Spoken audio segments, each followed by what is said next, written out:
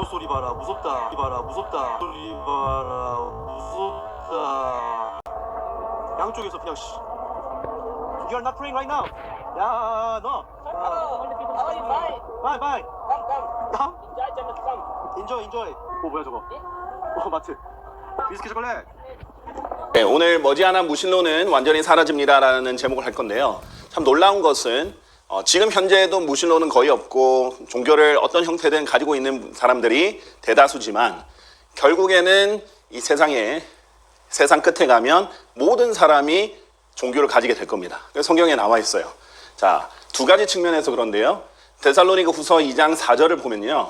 그는 대적하는 자요 하나님이라고 불리거나 경배를 받는 모든 것 위로 자기 자신을 크게 높이는 자니라. 그렇게 하여 그가 하나님처럼 하나님의 성전 안에 앉아 자신이 하나님이라고 스스로를 내보이느니라 라고 했어요.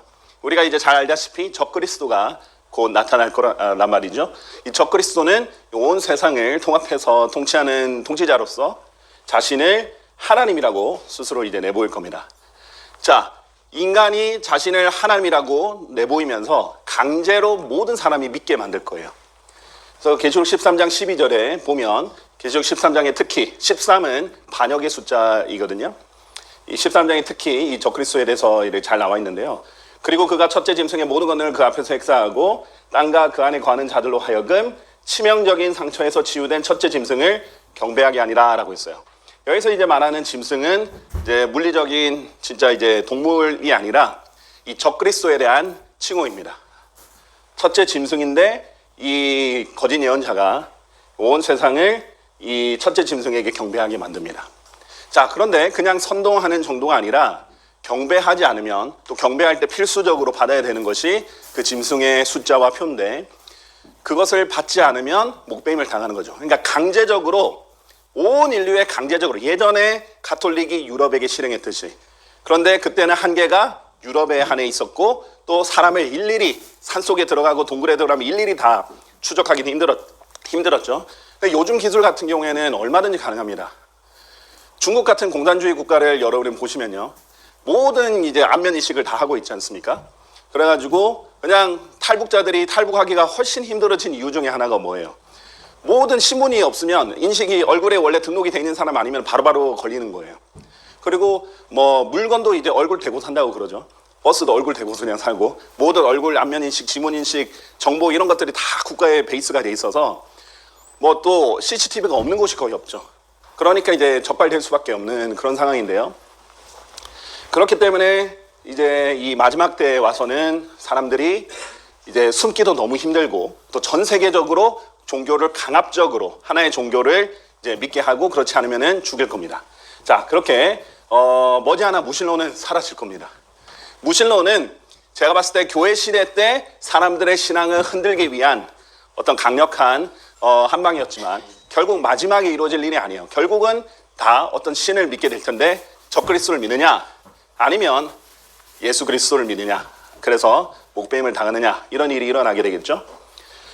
자, 야고보서 2장 19절을 보면 내가 유일하신 하나님이 계심을 믿으니 내가 잘하는 것이라 마귀들도 믿고 떠느니라 라고 했어요.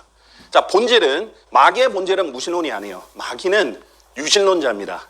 모든 마귀들도 하나님이 계시다는 걸 다 알아요. 그걸 믿어요. 결국은 종교로 몰아갈 거지 종교를 없애는 것이 그 마귀의 목적이 아닙니다. 마귀는 굉장히 종교적입니다. 그리고 결국 종교가 마귀의 가장 활발한 영역이기 때문에 사실 뭐 나이트클럽, 디스코클럽, 뭐 마약 거래 현장 이런 곳보다 더 마귀들의 역사하는 곳이 종교다. 그리고 성경, 교리 이런 부분에 더 많이 역사를 한다라는 것을 우리가 알 수 있겠습니다. 자, 그래서 궁극적으로는 하나님이 어떤 일을 이루실 거냐면 빌립보서 2장 9절에서 11절 보면 이런 이유로 하나님께서도 그분을 지극히 높이셨으며 그분은 예수 그리스도십니다. 여기서 그분께 각각 모든 이름 위에 있는 한 이름을 주셨느니라. 이는 하늘에 있는 것들과 땅에 있는 것들과 땅 아래에 있는 것들에 속한 모든 무릎마다 예수님의 이름에 꿇게 하려 하시며 모든 혀가 저마다 예수 그리스도께서 주이심을 고백하여 하나님 아버지께 영광을 돌리게 하려 하심이라 라고 그랬어요. 결국 궁극적인 목적은 최후의 목적은 하나님께서 모든 사람이 예수님께 경배하게 한다는 거예요. 그러니까 이제 마귀가 그것을 하려다 실패하죠. 하나님은 반드시 성공합니다. 자, 어떻게 되느냐? 심지어는 하늘에 있는 것들이나 땅에 있는 것들이나 심지어 땅 아래에 있는 것들이나 뭐 사람이 이제 불못에 있든 하늘에 있든 어디에 있든 어떤 존재도 심지어 마귀까지도 궁극적으로는 예수 그리스도의 이름 앞에 강제적으로 무릎이 꿇려서 주라고 고백하게 되는 겁니다. 그런데 중요한 것은 지금 살아서 예수님을 주라고 고백해서 구원을 받든지 아니면 죽어서 불못에서 주라고 해야 되든지 그렇다고 구원받을 수 있는 건 아닙니다. 그 불못에서 주라고 고백하는 거예요.